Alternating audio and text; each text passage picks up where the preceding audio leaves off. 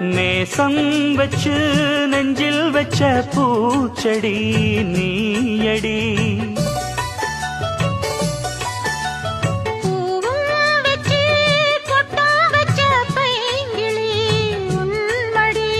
பாசம் வச்சு பாடும் பாட்டை கேளடி என் கண்மணி.